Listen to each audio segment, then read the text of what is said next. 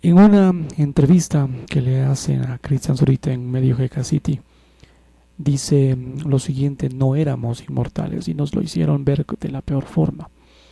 Después de la muerte de Fernando Villavicencio, Cristian Zurita habla sobre el asesinato de su amigo, los riesgos que enfrenta y su decisión de liderar gente buena.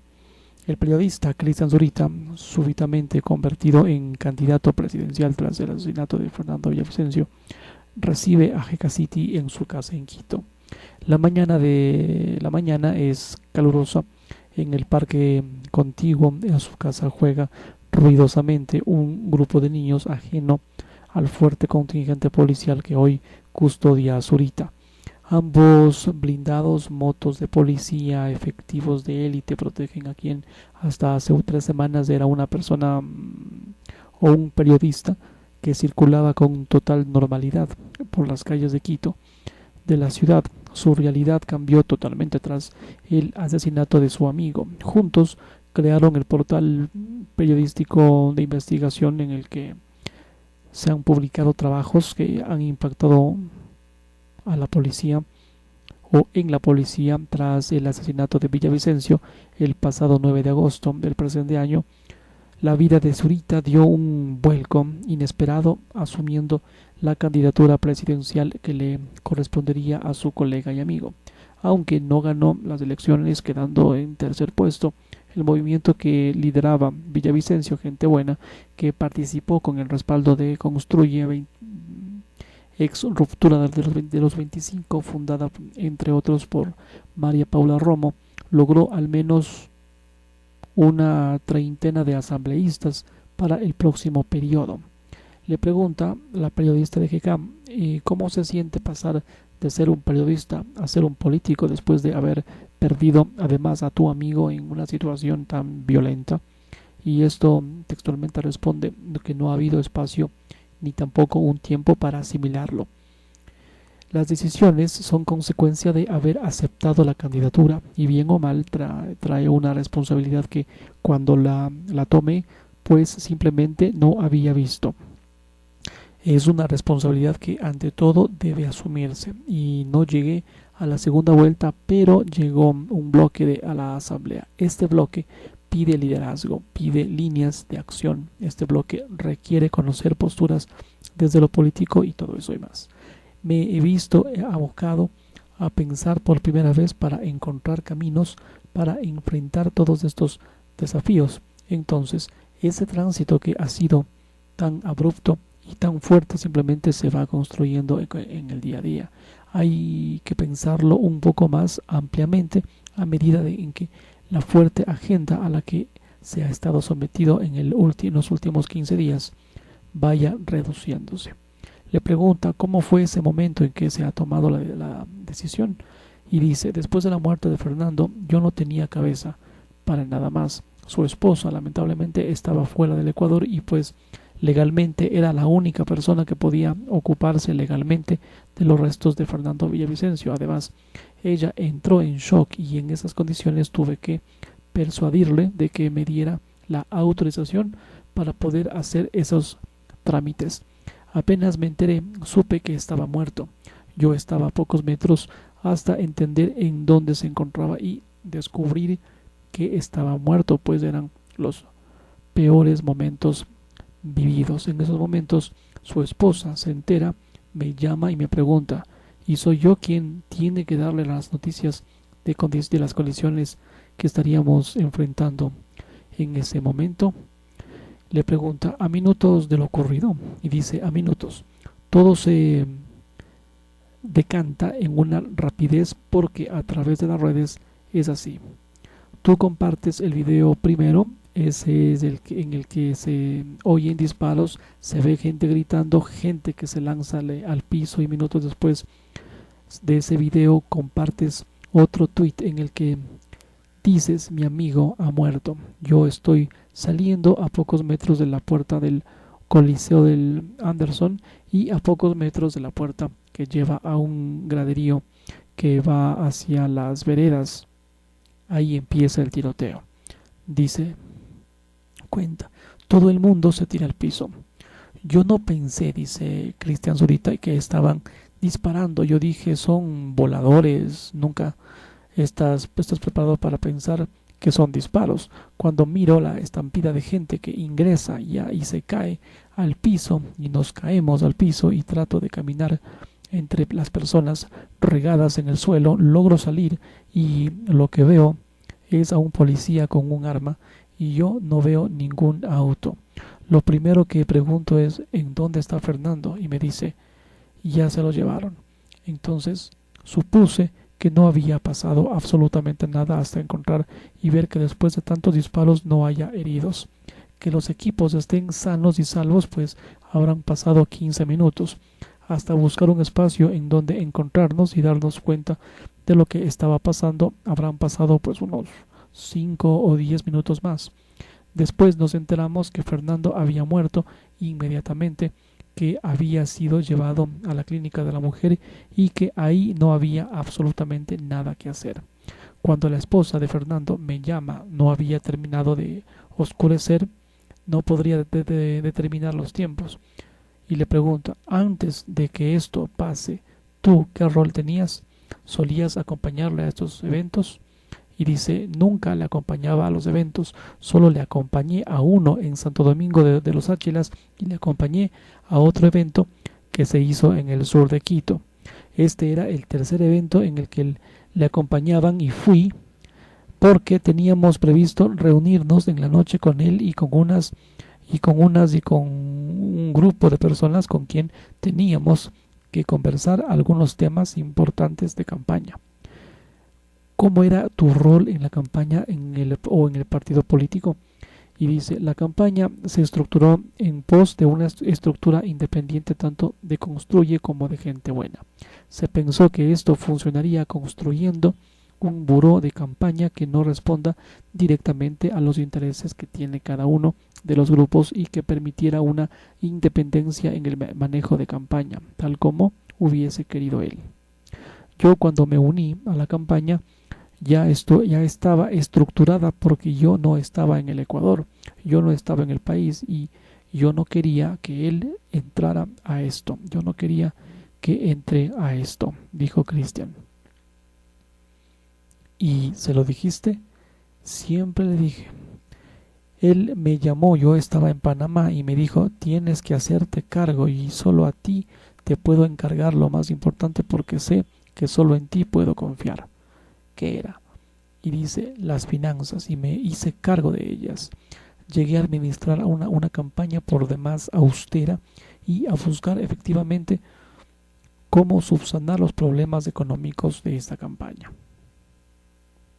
Entonces, es básicamente esa mi preocupación. Obviamente, nunca estuve desligado del tema de comunicación. Cuando empezamos a armarse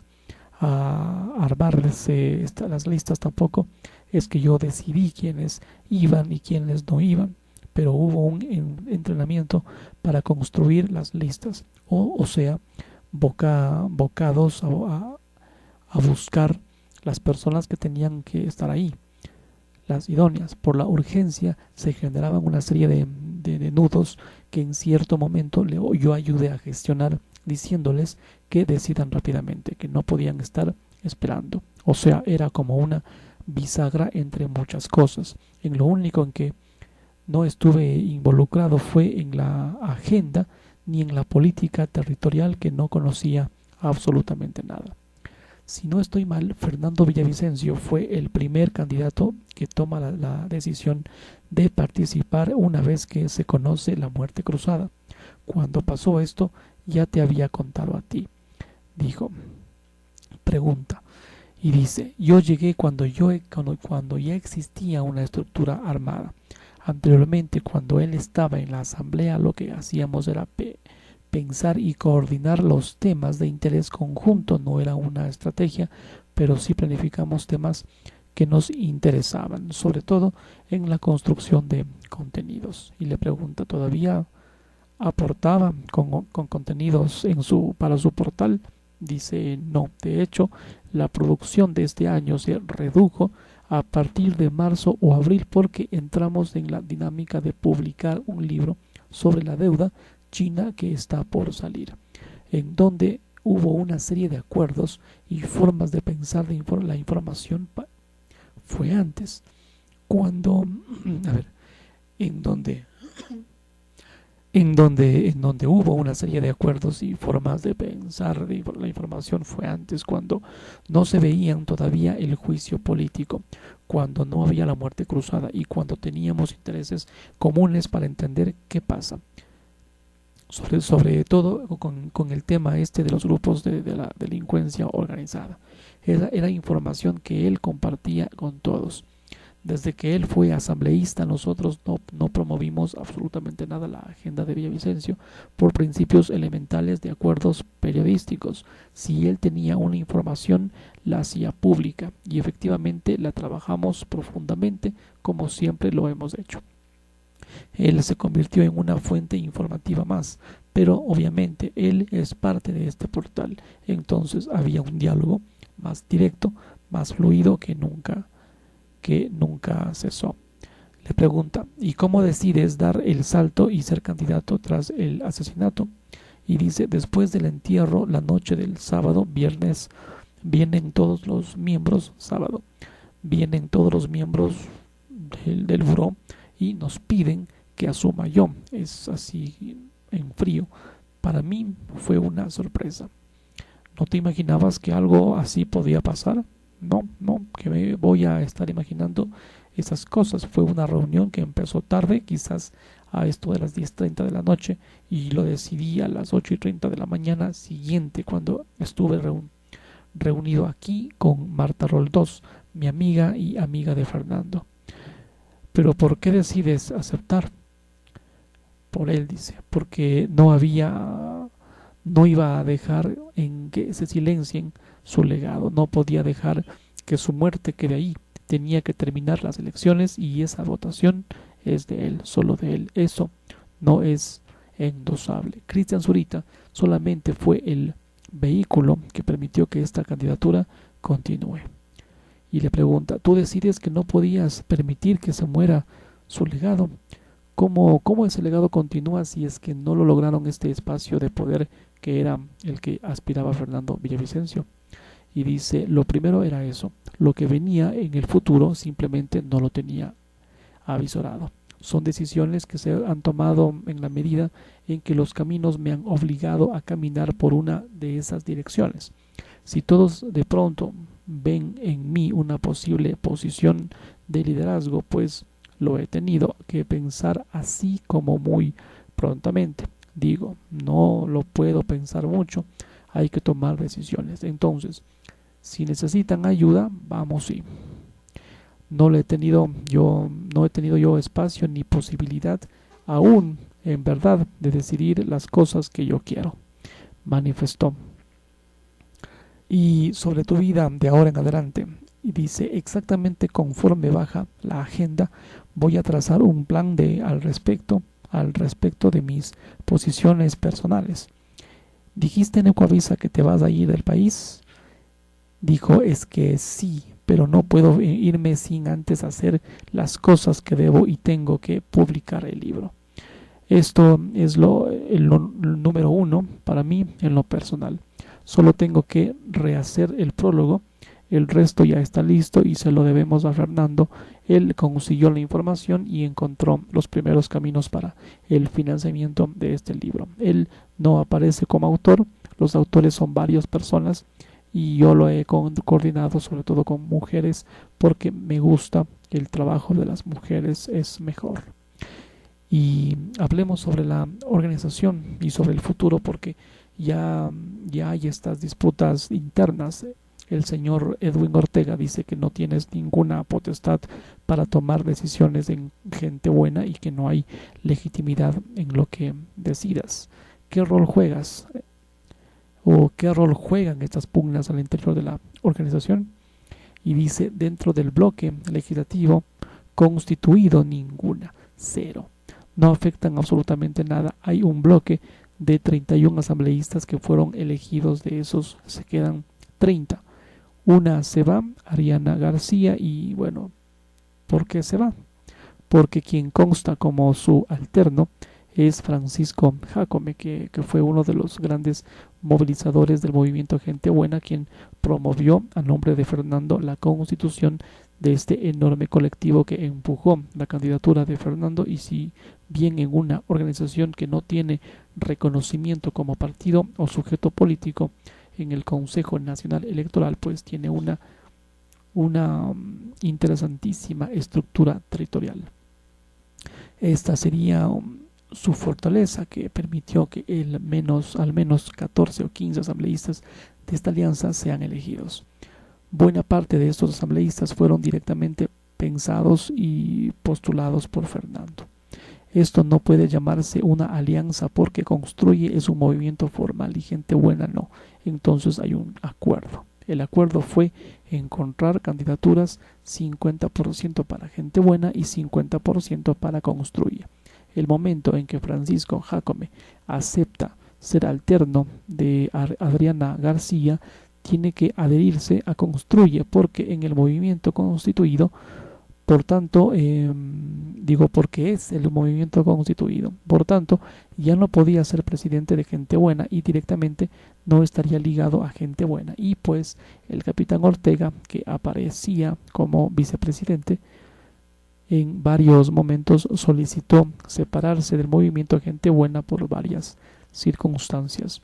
Y durante la campaña, antes sí, 3 o 4 veces solicitó separarse de la organización. Pero si no era una organización formal, ¿por qué simplemente no se iba? Bueno, Edwin Ortega es libérrimo, actúa por impulsos y actúa bajo sus propios principios individuales. Esto dice Cristian Zurita. Es un hombre solitario y sobre eso constituyó una plataforma de acción dentro de la campaña y no lo hizo mal.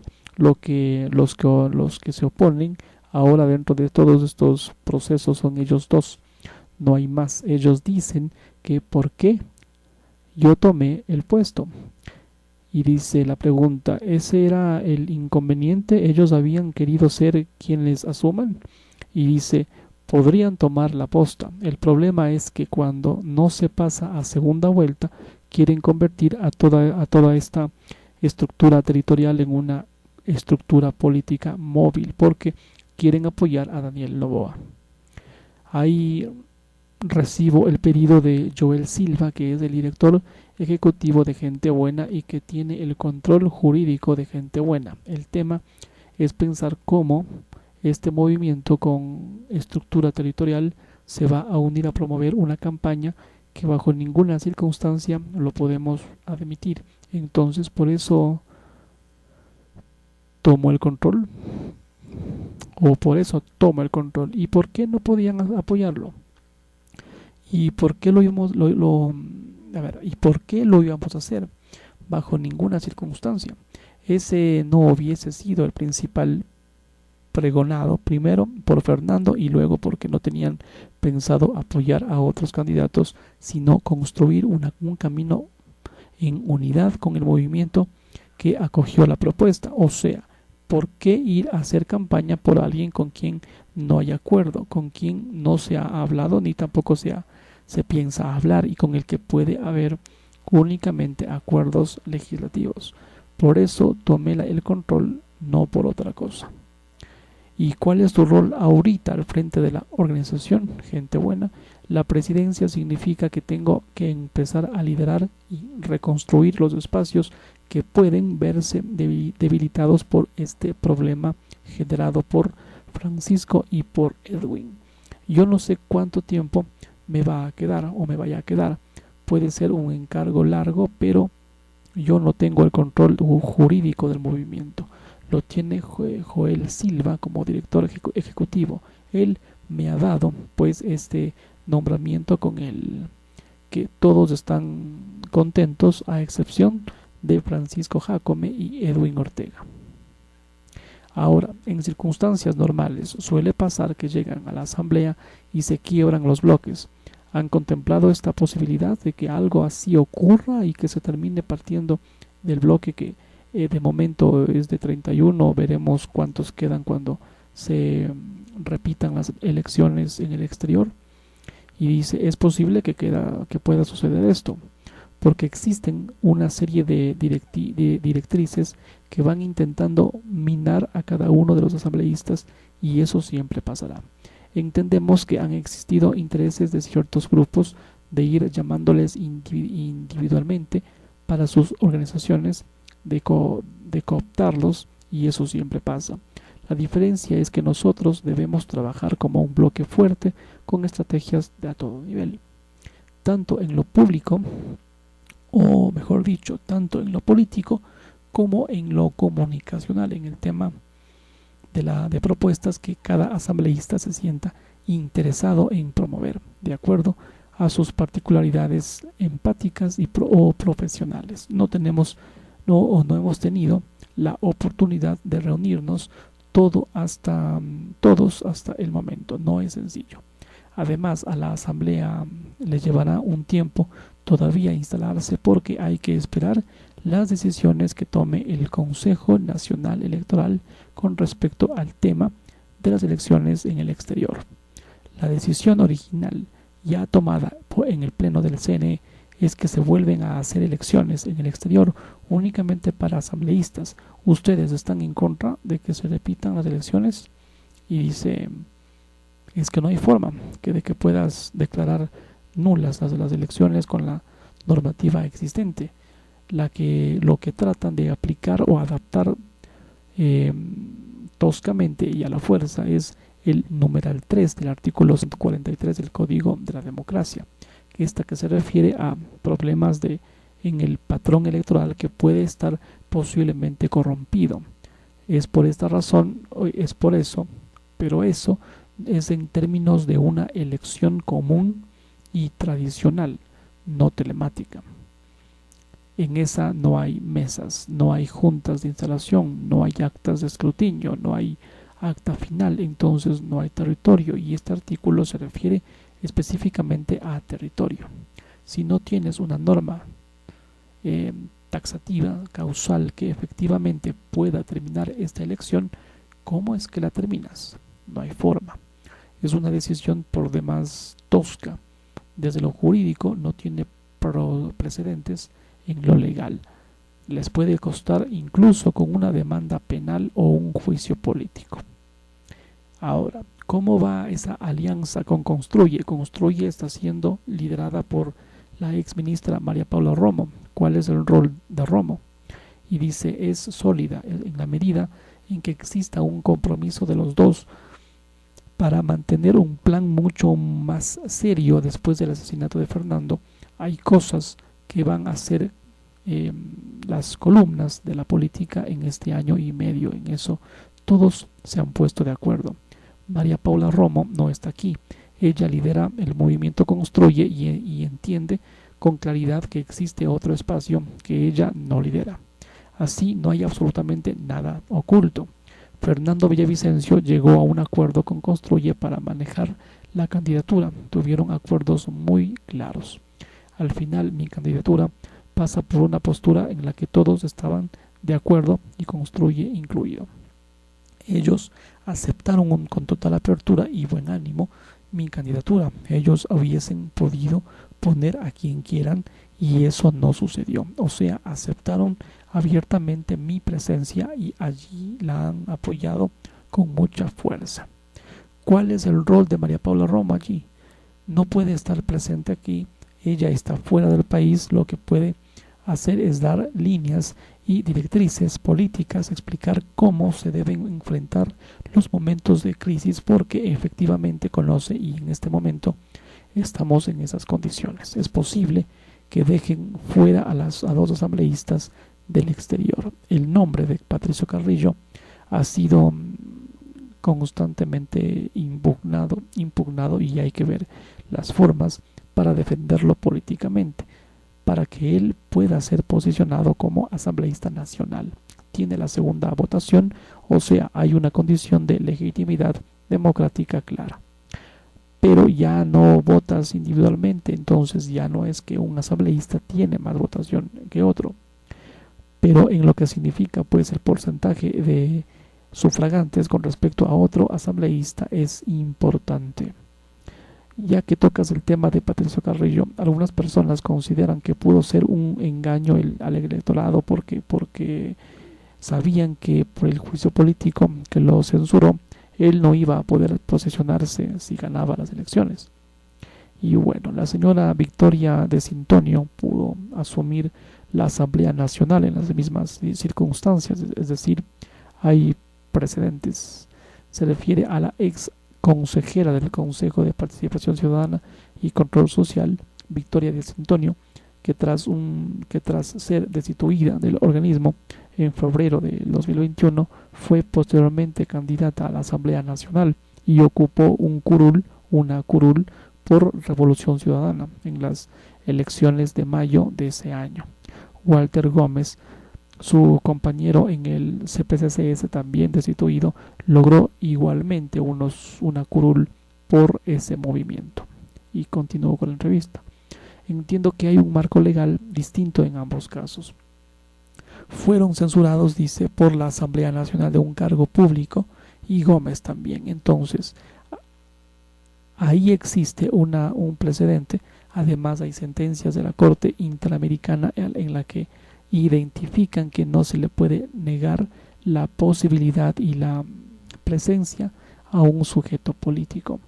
Y dice la pregunta, aunque haya un juicio político que lo censure, y dice, ese tema hay que pelearlo, manifestó Cristian Zurita. En la siguiente pregunta, ¿cómo das el salto del periodismo a la política, siendo además un periodista que ha sido muy crítico en general con el actuar de los políticos?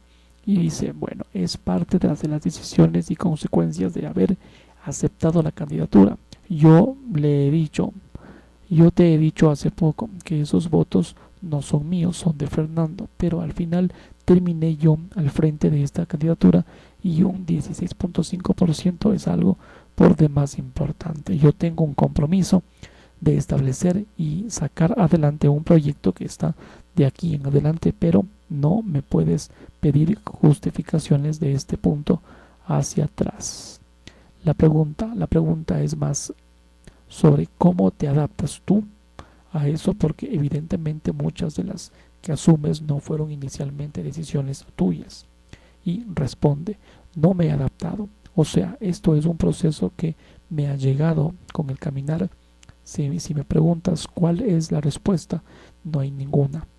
Ha sido el caminar lo que he tenido que hacer en estos días, pero son pocos, en realidad son pocos días que le he tenido a partir de las elecciones, son 9 días. Entonces todo esto está por verse, todo está por construirse, todo está por levantarse y es posible que encuentre más obstáculos. Han pedido que yo lidere una posición en estas circunstancias y debo hacerlo, eso es lo que voy a hacer y pues después vendrán las decisiones personales. Siguiente pregunta. Normalmente la gente entra en política en cambio de idea, en un camino de idea del que difícilmente sale. Repito, normalmente la gente entra en política en un camino de ida del que difícilmente se sale. Y dice, es posible y por ahora no tengo la respuesta. Pero mira, dice Cristian Zurita, yo he estado en un tren de alta velocidad desde 2017 y en otros trenes mucho más veloces desde 2007. Pregunta, ¿por qué esas fechas? Dice, porque hemos actuado con fuerza y nunca hemos parado. Nosotros debemos tener la producción periodística más grande de este país, pero de lejos, ¿no? Nos hemos enfrentado a todos los obstáculos y no éramos inmortales y nos lo hicieron ver de la peor forma. Me pregunto si es que valió la pena. Yo sí me pregunto si valió la pena. Y dice, ¿no tienes esa respuesta? Solo me pregunto. Hablemos un poco de eso antes de cerrar. Ha habido ahora cuestionamiento sobre el proceso de investigación. Has intercambiado unos tweets con el ex asambleísta Ricardo Vanegas, en los que él planteaba dudas de forma bastante confusa sobre uno de los miembros de la seguridad de Fernando Villavicencio. También se han hablado de una supuesta mano oscura de la propia policía. Responde: en este momento hay muchas voces que tratan de intervenir en el proceso de investigación. La familia está interesada en saber qué pasó. Tiene posiciones y obviamente aún se encuentra en shock. Su viuda está interesada en conocer qué pasó. Quienes directamente no hemos estado ya involucrados en ver el caso somos el círculo que estuvo siempre junto a Fernando, porque estamos tratando de sacar ese proyecto que quedó truncado. Entonces lo que existe allí pues son una serie de voces que tratan de posicionarse como posibles investigadores o seguidores del caso como Vanegas. Es posible que Vanegas haya encontrado un camino para defender a la familia, pero está haciendo pública información que primero no entiende. Y lo que busca, creo, es un posible reconocimiento político a una supuesta cercanía con Fernando Villavicencio. ¿Eso es falso? Dice, eso es falso. No la tenía. O sea, eran condiciones directamente relacionadas al quehacer político coyuntural. Pero ahora está actuando en pos de una línea que él no termina de entender, y esa falta de entendimientos nos pasa a través de redes sociales a todos y termina generando más confusiones. Entonces, daría la impresión de que hay una serie de motivaciones internas de la propia organización política para actuar contra el mismo Villavicencio. Yo creo que es una gravísima equivocación de Vanegas. Yo le llamé el 28 de agosto y le pedí que sea cuidadoso, que si no entiende, no publique, y que si va a seguir haciéndolo tendrá que enfrentarme personalmente a mí, porque no voy a dejar que él desde lo público intente manchar a un equipo de Fernando que fue extremadamente leal. Y le pregunta, ¿hablamos de su equipo de seguridad? No, de su equipo de trabajo, El equipo de seguridad era otra cosa. Fernando confiaba en su equipo de seguridad, pero siempre se le dijo que era un mal equipo. Aquí existe un responsable clarísimo que se llama Cristian Ceballos. El capitán Cristian Ceballos, jefe de la cúpula de Fernando Villavicencio, es el responsable. Pero ¿por qué él? ¿Por qué él estuvo ahí? Él estuvo ahí, él siempre estaba ahí, y él es la persona que le hace subir a ese vehículo. Le han pedido explicaciones. Entiendo que dio ya su versión en la fiscalía y tuvo una declaración de aproximadamente 5 horas. Sí, pero si existe una condición de negligencia y responsabilidad, es de Cristian Ceballos. Ceballos no era un hombre que estaba capacitado para la seguridad personal. Cristian Ceballos no estaba capacitado para la seguridad personal. Sí, él, como jefe de seguridad, era el responsable, tenía que estar a cargo de todo el sistema de seguridad, así como la cúpula, que ahora yo tengo y que en su momento lo dejamos en evidencia y por escrito luego de la muerte de Agustín Inriago. Al día siguiente de la muerte de Agustín Inriago, nosotros solicitamos a través de varios personeros de la inteligencia que se lo perfile y que se profundice la inteligencia para saber qué pasaba fuera del ámbito de la campaña de Fernando Villavicencio. Pero ¿por qué relacionaron la muerte de Inriago con Villavicencio? Agustín Inriago fue un político anticorreísta y el anticorreísmo le terminó uniendo a Fernando. En campañas llegaron a un acuerdo en el sentido de que estaría y apoyaría, sobre todo en el sur de Manabí, la candidatura de Fernando. Un mes después fue asesinado. Cuando sucede eso, solicitamos que se hagan estos procesos de investigación tanto a la policía como a las Fuerzas Armadas. ¿Y qué pasó? No pasó absolutamente nada, a pesar de que ya se conocían por inteligencia que el perfil de vulnerabilidad de Fernando era de apenas el 97%, es decir, lo iban a matar. Con ese nivel de riesgo no había recomendaciones de seguridad, por ejemplo, de evitar multitudes o mitines.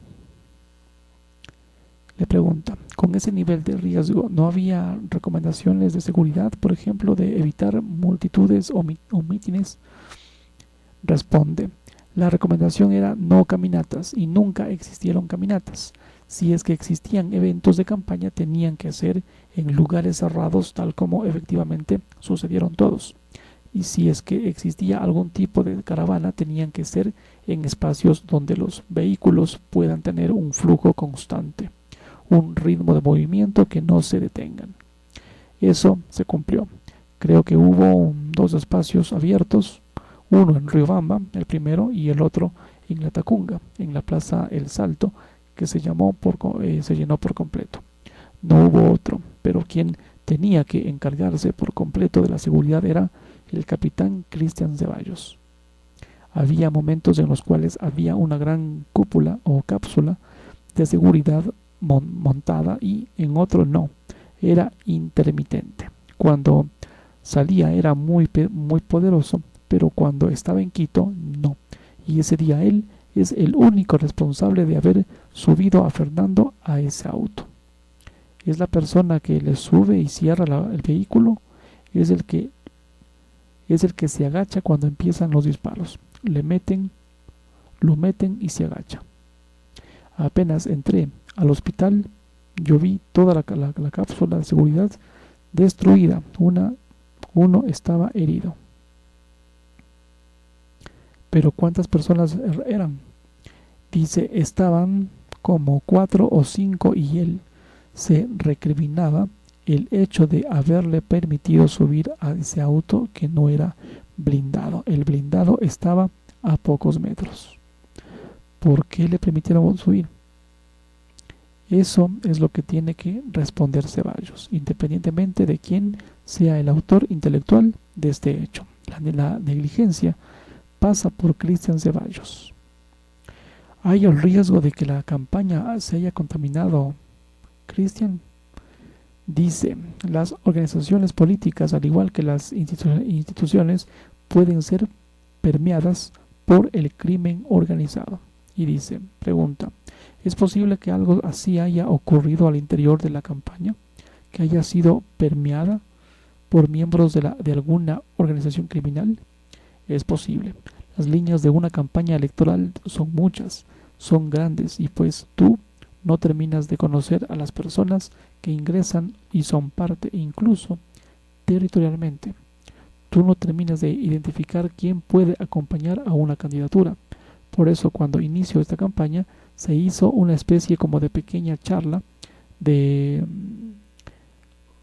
compliance sobre lo que se debe tomar en cuenta como puntos medulares y rojos sobre lo que significa emprender una campaña con cada uno de los candidatos. Me pidieron que lo hiciera yo y aunque todavía no estaba directamente ligado a la campaña, hice algunos comentarios sobre cómo se tiene que observar a las personas que vienen a ofrecer dinero, que es lo que se tiene que pensar. ¿Cómo se perfila? O sea, una serie de cuidados de líneas. Pero para saber el origen del dinero, claro, más o menos usted no coja esto. Revise, plantéese estas preguntas. Si viene un estudio jurídico, piense en esto y una serie de temas más. Y pues en buena parte sí lo cumplieron y tal vez eso se refleja en la austera condición que fue la campaña. Pero hay dinero que no pasa por el jefe de campaña o el financiero, dinero que pasa por la periferia. Sí, siempre algún tipo de ayuda, pero todo eso había que registrarlo. Nosotros fuimos muy cuidadosos en registrar buena parte de los recursos entregados en especie y están reportados ante el CNE. Por suerte, fue una campaña corta. El gran problema es cuando hay 3 meses de campaña. Ahí, ¿cómo controlas todo? Tiene que funcionar como una empresa. En realidad, una campaña es una empresa y si no tienes claro el manejo económico, básicamente no funciona nada. Hubo amenazas por gente de su equipo en territorio. En territorio, que sepamos, pues no. Tampoco lo hemos consultado, pero después del crimen de Fernando, pues hubo muchas señales que no vimos. Por ejemplo, a partir de la instalación de mi cápsula de seguridad, conocemos que 2 a 3 días antes destruyeron todas las cámaras de esta calle, de su casa, y hubo un intento de robo a Carlos Figueroa. Mira, esta casa, es un condominio de 2 casas. Acá al lado está otra. No existe una división, no existe una forma para diferenciar que existen 2 casas, 2 familias, si piensa que es la misma, o se piensa que es la misma. 5 días antes le robaron todas las cosas del vehículo de mi vecino, y no aquí en casa, sino en la esquina. Y afuera de la casa de Carlos Figueroa encontraron palomas degolladas. Antes del asesinato de Fernando Villavicencio, ¿fue eso? Sí, todo esto fue antes. Son señales que nunca vimos hasta el momento en que empiezas a pensar quién vio tal cosa, quién hizo tal. Igualmente, el robo del vehículo de mis vecinos es clarísimo, y luego el crimen, el intento de ingreso a la oficina de Antonio López es clarísimo. Pero no había inteligencia en el equipo de seguridad de Fernando Villavicencio. Y dice, es que la inteligencia le corresponde a la policía, y la petición de inteligencia tenían que hacerlo ellos a través de la Dirección General de Inteligencia, y esto comunicar a través del jefe de la unidad de seguridad de Fernando, y que era el capitán Ceballos. Pero él debió pedir, él tenía que haberlo recibido, él tenía que haber intercambiado la información, él tenía que haber hecho todo, porque el equipo de seguridad de la campaña podía establecer un proceso de avanzada, saber en dónde podían haber puntos donde se pueden generar problemas. Pero ya había un equipo de seguridad de la campaña, es un equipo de avanzada, de civiles u oficiales de la policía o del ejército en servicio pasivo, que tienen un mejor conocimiento. Entonces, quienes te dicen cuántas personas pueden subir a la tarima, cómo establecer un número adecuado en donde se va a realizar el evento, tener consideraciones de que las puertas tengan la suficiente capacidad de entrada y salida, salvaguardar esquinas, cosas elementales, cosas más elementales. Es decir, creamos un círculo para que no se acerque todo el mundo al candidato y que pueda atacarlo. Eso es seguridad. Pero no es que había una seguridad privada. No, pues nunca. ¿De qué manera podríamos tener una seguridad privada? No se podía pagar una. Dependíamos directamente de la cápsula. Entonces, como te decía, en cierto momento esto era intermitente.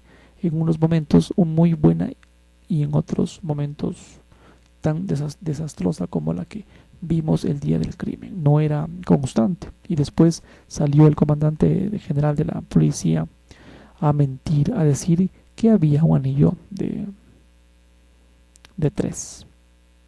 Pero eso no es verdad. Eso no es verdad. Yo estuve ahí.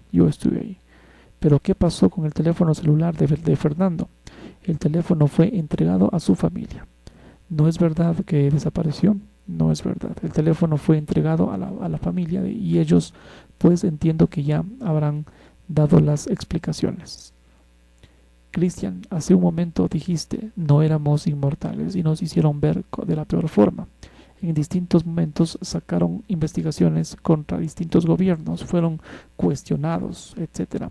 ¿En algún momento pensaron que algo así podría ocurrir? ¿No era un riesgo? Sí, lo hubiésemos pensado así, no lo hubiésemos hecho. Y al saber que Fernando tenía 97% de riesgo, no era una posibilidad de que algo así ocurriese. Fernando era temerario, él no tenía miedo. Si tú le decías a Fernando que salga por la puerta alterna, él salía por la principal. Si le decías que camine por la vereda, él caminaba por la calle. O sea, hubo un descuido personal también. Él era así, él no tenía miedo ninguno. Pero noción del riesgo tampoco. Es que yo hablé mucho con él de esto. Yo le decía a Fernando, tranquilízate. Y él decía, no estoy, no, esto hay que hacerlo así, si no lo hacemos no funciona. Yo le decía, pero oye, pero nos pueden quebrar. Y él, sí, ¿quién se va a hacer cargo? Vos. Así dijo. Yo le decía, estás loco, no puedes pensar en eso. Y él decía, bueno, pues sí, si se acaba, el camino es ahora. Es hoy el camino, no mañana. Y así siempre pensó. Wow. Con lo que ha pensado y ahora viendo que tienes este dispositivo de seguridad que tienes hoy en día, teniendo hijos, teniendo familia, ¿tienes miedo, Cristian? ¿O estás en la misma posición que Fernando? O sea, entiendo que tengo que cuidarme mucho, no puedo descuidarme, tendré que vivir así un buen tiempo hasta que defina qué camino termino de construir para mí. Pero ¿cómo se vive así? No se vive. Ya no puedes salir a tomarte un café, no puedo caminar por la calle, no puedo ir a un centro comercial o tomar un café, no puedo ir a ver una película con mi hijo, no he podido ver a mi hijo. Y la mayor pérdida que has tenido en estos días es la vida de Fernando. ¿Qué otras pérdidas has tenido? Esta es una esta es una, la de la libertad de moverte, la privacidad. Y dice, no hay algo que se compare con a la pérdida de él. Puf, y bueno, una palabrota, no hay. Le preguntan, has dicho que este camino es una de ida y que luego de esto hay una de retorno al periodismo. ¿Cuánto te ha costado esta decisión de dejar el periodismo? Y responde, todavía no ha pasado factura porque no he podido caminarla. Yo dije, eso porque creo que es un principio y de mantenerse en esto lo voy a sostener. Eso no significa que construya caminos en favor del periodismo, porque se pueden construir enormes caminos desde la política en favor del periodismo, pero no es igual a hacer periodismo, a hacer lo que hice, que de alguna manera por estas circunstancias ya dejé de hacer. Yo creía que tenía que lanzar un mensaje claro para que se entienda que no son caminos compatibles. Tú estás en la línea o estás en otra. No hay una línea media para eso. Creo que era prudente dejar en claro que si yo estaba en esto, que si yo entraba a esto, al menos ese tipo de periodismo que hice ya no es posible. Ya no es posible. Yo puedo irme contra mis principios. Lo único que puedo ser es ser honesto conmigo mismo. Jamás me voy a traicionar. Jamás. Y no podría estar utilizando o jugando o jugueteando con espacios que han sido muy legítimos, poderosos míos, como el periodismo, para generar devaneos en la política. Si es que continúo, veremos cómo enfrento todos estos obstáculos que genera la presencia política, pero mira, las cosas han sido tan rápidas que creo que nadie me puede pedir decirlo con esta prontitud. Por lo pronto, me he comprometido a encontrar caminos.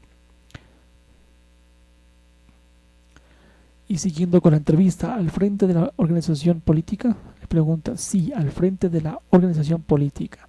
Por lo pronto me he comprometido a presentar mi libro. No lo vamos a vender, al ser un proyecto financiado con asistencia internacional, no podemos venderlo. Será un ebook que esperamos pueda descargarse desde nuestro portal. Ahí van a encontrar al menos unos 1000 documentos relacionados a la deuda con China que eran reservados y que quedan abiertos para uso público. El libro sobre todo es casuístico, hace una línea de tiempo para entender los documentos, los contratos. Ya con la liberación de los documentos quedará para académicos, periodistas y otros que querrán investigar el fenómeno chino. Pero, ¿qué te sostiene ahora? Siempre he tenido la capacidad de mantenerme. Emocionalmente me quiebro. ¿No has podido hacer un duelo o no? No. Tú has visto cómo me he ido quebrando en el transcurso de la entrevista. No he podido hacer un duelo y capaz que no voy a tener mayor posibilidad de hacerlo en los próximos días. Pero ¿qué me sostiene? Pues no sé. Tengo gente que me rodea, a la cual admiro y quiero mucho, que está presente y pues diría que son el sostén de esto. ¿Te ha quedado el tiempo para un deseo, para un sueño, para el futuro? No, no estoy pensando en eso. En verdad no, pero ya habrá tiempo. ¿Estás volviendo al día? Perdón, ¿estás viviendo al día? Sí, es un día a la vez, con decisiones de un día a la vez. Una entrevista realizada por María Sol Borja del medio GK City a Cristian Zurita.